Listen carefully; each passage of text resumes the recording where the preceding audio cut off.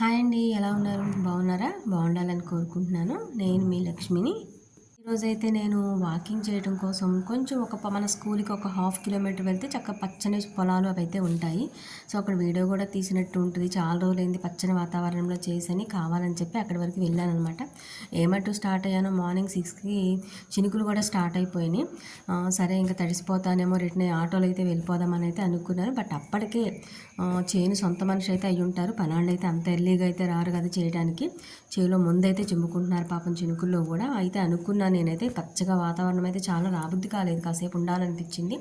But అయినా వెళ్ళిపోవాలి కాబట్టి రిటర్న్ అయితే స్టార్ట్ అయిపోయాను.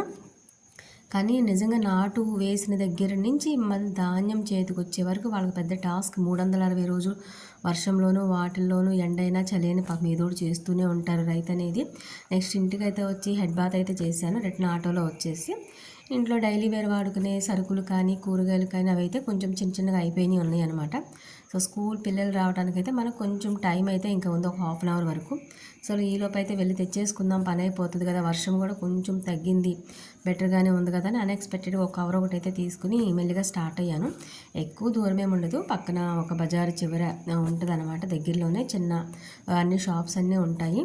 సో అక్కడ తీసుకుందామంటే కూరగాయల షాప్కి అయితే ఫైనల్గా వచ్చాను. వాళ్ళైతే కూరగాయల రేట్లు పీల్చేస్తున్నారు. అదేంటి అంత రేట్లు చెప్తున్నారంటే, చినుకులు పడుతున్నాయి కదమ్మా అది ఇది అంటున్నారు. ఎండకి పెరిగినాయి అంటారు, చలికి పెరిగినాయి అంటారు, వర్షానికి పెరిగినాయి అంటారు. నాకైతే ఏదో సాకు చెప్తూ ఉంటారు కూరగాయలు కనుక్కుని. నాకు కావాల్సిన వరకు అయితే అన్నీ తీసుకున్నాను అనమాట.